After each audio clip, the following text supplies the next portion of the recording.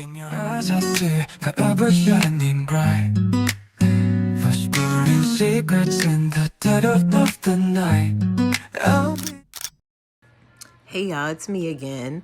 So I actually waited until this morning to place that Amazon order for more of that mosquito net for my garden. And good thing I did, because now that will be here instead of Monday, it'll be here on Sunday, which will allow me to get my yard together before work on Monday. So I'm excited about that.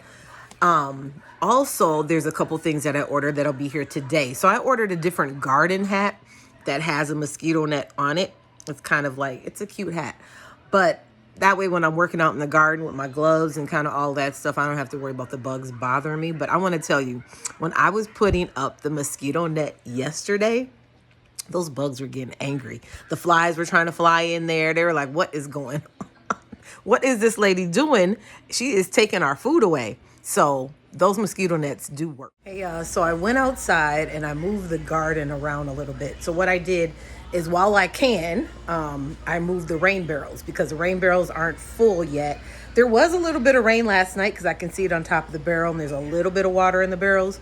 But I didn't like where they were in the very back of the garden. I wanted the barrels to be more up by the seating area, so that way when we come out and we sit, naturally I'll be like, let me just water my garden really quick. So walking all the way to the back of it wasn't really ideal. So instead, I put my 2 Adirondack chairs to the back of the garden. So if I just want to sit and just enjoy the beauty of the garden, I can do that.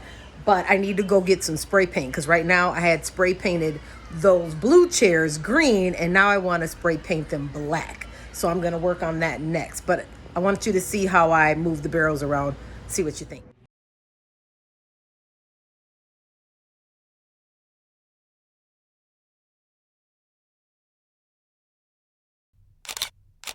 Hey y'all, it's me, Kika, your lifestyle blogger. Wanted to talk to you a little bit about kind of all the things, most importantly, the garden. So when I moved back to my house back in, I want to say end of April, I started planting my garden right away because I just wanted to make sure the garden was planted so I can have flourishing, luscious fruits, or vegetables, I should say, because it's a vegetable garden. I do have some fruits out there. But anyway, for the most part, it's a vegetable garden, and I really wanted to have a really lush garden by now. However, it was growing, it was looking good. I was in for the fight, but the bugs. My yard is so potent with crickets, and I mean, they just devoured my plants. They really did. So I had to fight back. I'm fighting back. I'm in for the fight, trust me, because I am determined to have a garden like my grandmother had. My grandmother had the most beautiful garden with the most biggest greens and all of that, and I'm determined to have that. And I realize in other states, your gardens are beautiful just because of the soil and the ground and the weather and all of that. Here in Minnesota, it's a fight, but my grandmother lived in Minnesota, St. Paul to be exact.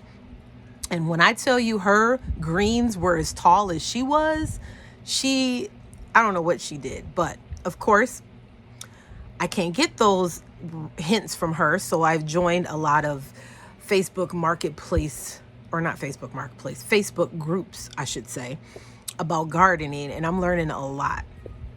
And so I'm trying some different measures, and I'm hoping that they work. One of the measures that I'm trying, first and foremost, I replanted everything.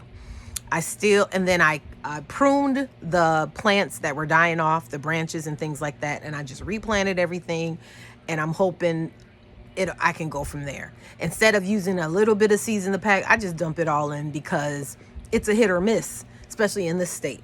And so that's how I approached it this time. And then I pruned everything, and then I bought a couple of already started plants that were at the store. And so I got those in my garden. So that's good. I changed around the plant beds and moved. So I have 4 of them. So the tall ones, so I moved them across from each other.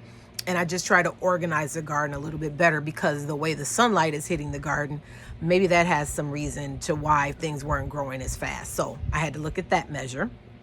And then what I did is I usually use the self-watering method, and I get these little watering bulbs from Dollar Tree, and then I fill them up with water, kitchen water, and then I put them in each of the beds. And those have really been thriving and working because the plants are only taking in what they need. However, when the bugs get to them, it makes everything even more difficult for the plants to flourish and grow. And so then I started using peppermint, which helped a lot, but not like I wanted to. And peppermint can be a little bit too harsh, but it does help for ants. So I had to get the ants away. So that worked because ants had took over my garden in years past. So I wanted to make sure I didn't have that problem, but now I had the cricket problem. And so did a little more research, and what I realized is crickets and those things don't like lavender. So I got some lavender oil and just wipes and everything. So as I'm cleaning things off, cleaning the garden beds, I clean it with the lavender wipes. I put the lavender oil in the soil and all of that. And those won't harm your plants. Use the lavender. It works wonderfully. So then I started thinking more. When the birds came, they got all the crickets out. So I seen some birds come and they got all the crickets, which was wonderful. So now I'm thinking, okay, I'm loving these birds. They're doing something, but I don't want them pooping in my garden. But I think I'm going to put some breadcrumbs out there around so that attracts them to the garden so they can get those crickets, because I want them crickets out of there. In addition, I'm still using the lavender, so I'm not seeing as many crickets, which is good. But I am seeing these black beetle bugs. I want those to get out of here. But I noticed that they don't like, I went and got some more peppermint, and they don't like the peppermint. The ants or the beetle bugs seem to pack together, and they don't like the peppermint. So, I know that now about them. So then what I did is I bought some rain barrels because I felt like the city water is a little too harsh for my garden. Some of my plant leaves were turning yellow.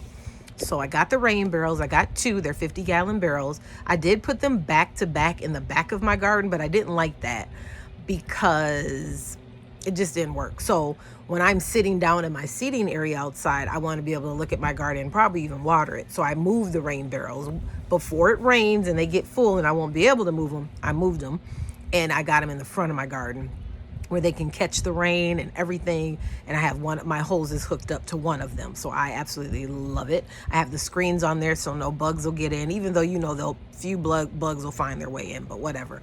It won't be overwhelming with bugs inside my rain barrels. So that's good. And then I'll be able to water my garden with that. It looks like it rained a little bit last night, but I'm looking for those big rain showers to come very soon so my barrels will fill up and I'll be able to water my garden. So I'm excited about that. All right. So then the flies started coming. Oh, why, I don't know, but I think it's because my dogs are going out there. They're excited about this garden. They're pooping in an area that they shouldn't. So I got to pay more attention to that. Make sure I get that up right away. So the flies started coming. But when I put that mesh cover over, it kept the mosquito and flies away. They usually migrate on top of it and they can't get in, and they're stupid. They can't figure out how to get to this garden, but they were upset. We was battling out there.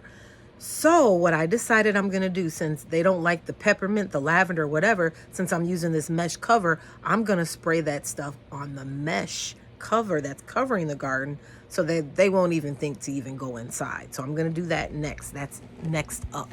But I like the way that I'm reworking the garden, sorting it out so it looks good. And then when the fall comes, remember I have the plastic cover that I'll put over it then. And when the plastic cover goes over, that'll allow me to be able to keep all of that stuff in and me to have a garden a little bit longer before the frost comes here in Minnesota, because it gets super cold. But at least it'll still protect my garden somewhat, which I'm excited, so I can just close everything up during the winter months. And the way the garden trellis is, it's round. So when the snow hits, it'll more than likely fall off, which is good. And if I'm closing it and keeping that heat inside, it'll melt that snow that's on top. So I'm excited about that. We figured that out. So the next thing I got to do is I'm working with the tree company. In the next couple of weeks, they're going to come and I'm getting rid of all these trees in my yard. They're causing problems to my basement flood sometimes because of the tree roots. I'm calling Roto-Rooter out here, paying $400 to $600 every time they come out, twice a year. That's what it's been since I've been in this house. And so got to get rid of that. So while I can, I'm going to get rid of all these trees, the big trees, everything. I'm going to extend my driveway a little longer and gravel down.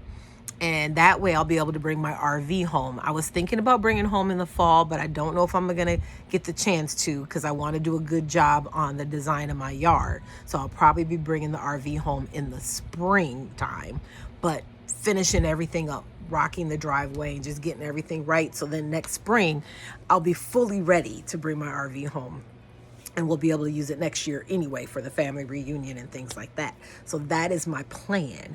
But in the meantime, I got to rework my entire backyard once those trees are removed. As far as landscaping goes, I'm going to have the shed moved to the back corner, kind of kitty corner. I'm going to paint the utility shed that's out there, the metal one, black, so it looks seamless. It's up against the fence now. I'm gonna leave it there. I'm moving some things around, so I'm gonna move that table and all of that stuff, chairs, move it more up towards the end of the garden on the back end, so that way it's like a little seating there. The grill and all that, move all of that because the trees will be gone, so there'll be area for that. And then I'm gonna move the kids' playground to the back middle of the yard, and then I'll still have the area for the driveway for the RV. And then in the back corner is going to be my hot potato food trailer. I still got to work on that, but for now I'm going to order a tarp and cover that up, so everything will be covered up nicely. I'm going to get a cover for the table, a cover for the my hot potato trailer, and a nice cover for the RV in the spring when I do move it home. So everything looks nice and neat back there. That's really important. But I am going to extend my driveway and have my sons do a different driveway door. So I'm excited about that. And then I'll be pretty much done with this house. So I'm really excited. It's been a fight for my garden, but I am sure in the weeks to come, we are going to have flourishing cabbages and zucchini and all that stuff out there just like last year. So I'm looking forward to that actually happening. So keep watching. More video footage coming up. I have my housewarming party August 15th. Everyone will be here looking at the renovations. I have some photos of the fire that you guys did not see, but you'll get to see if you join the housewarming party or join it live on Facebook. You'll be able to see those. And then we're all done. We can finally throw in the hat and throw in the towel and say, thumbs up, everything is finally complete. I have some personal things that I'm still working on that's going on, but for the most part, we are 75%, I would say, complete and where we need to be since the fire happened 7 months ago. Thanks for watching.